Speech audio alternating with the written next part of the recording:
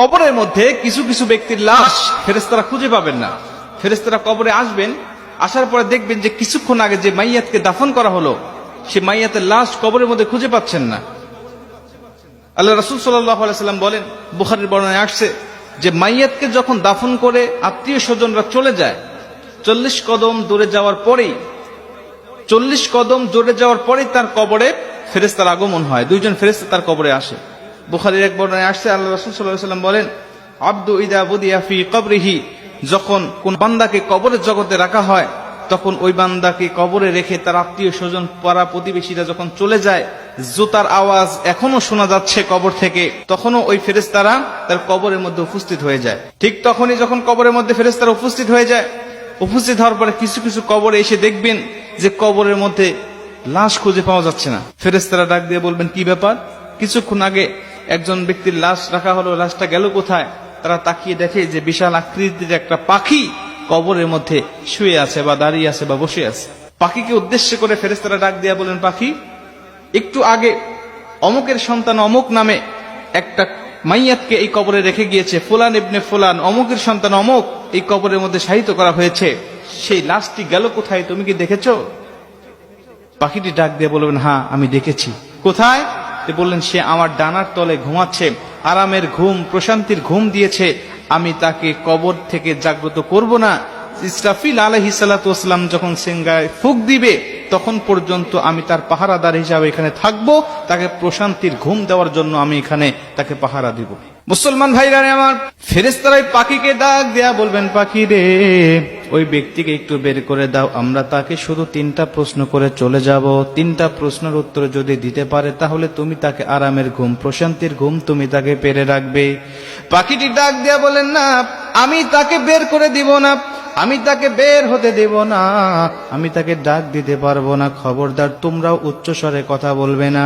বান্দা বড় ক্লান্ত শ্রান্ত শরীর নিয়ে, দেহ নিয়ে দুনিয়াতে আল্লাহর ইবাদত বন্দেগী করে এসেছে, আমি তাকে প্রশান্তির ঘুম পাড়িয়েছি, এই ঘুম থেকে আমি তাকে জাগনা করতে পারবো না। জোরে কোন সুবহানাল্লাহ। আমি তাকে জাগনা করতে পারবো না ঘুম থেকে। ফেরেশতারা ডাক দিয়া বলবেন, তোমাকে জাগনা করতেই হবে, কারণ আমি তাকে 3টা প্রশ্ন করব, তাকে রব সম্বন্ধে, দিন সম্বন্ধে আর নবী সম্বন্ধে তার কেমন ধারণা আছে, আমি তার কাছ থেকে এই জবাবদিহিতা নিতে চাই। তারপরে তুমি তাকে আরামের ঘুম, প্রশান্তির ঘুম তুমি তাকে পারাবে, যদি সে উত্তরগুলো দিতে পারে। আর যদি না দিতে পারে তাহলে তার কবরটা হবে জাহান্নাম, জাহান্নামের গর্ত, তাকে জাহান্নামের বিভিন্ন আযাবগুলো ভক্ষণ করতে হবে। মুসলমান ভাইরা আমার, পাখিটি সঙ্গে সঙ্গে ডাক দিয়া বলেন, ফেরেশতা, তুমি জানো না এই ব্যক্তিকে আমার আল্লাহ পাক ভালোবাসেন, এবং আমি যে পাখি আকারে তোমরা আমাকে দেখতে পাচ্ছ, আমি দুনিয়ার কোনো পাখি নয়, আমি হলাম এমন একটি আমল।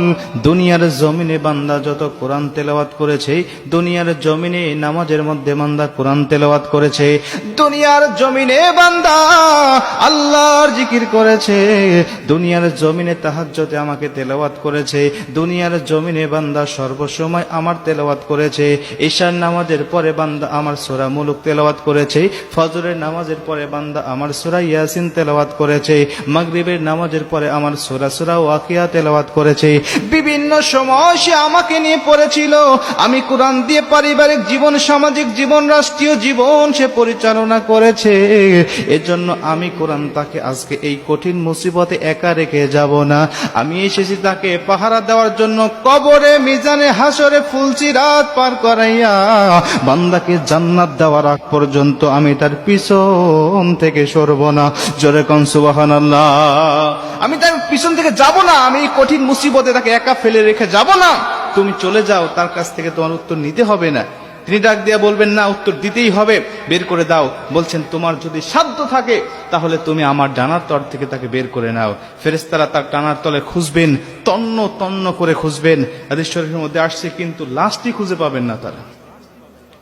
মুসলমান ভাইরা আমার, ফেরেশতারা আল্লাহকে ডাক দিয়ে বলে, মালিক, অমুকের সন্তান অমুককে এই কবরের মধ্যে কিছুক্ষণ আগে রেখে গিয়েছিল তার আত্মীয় স্বজন, কিন্তু এখন তো তার কবরে তাকে পাই না, কেন, কোথায় গেল, আপনি আমাদেরকে বলেন।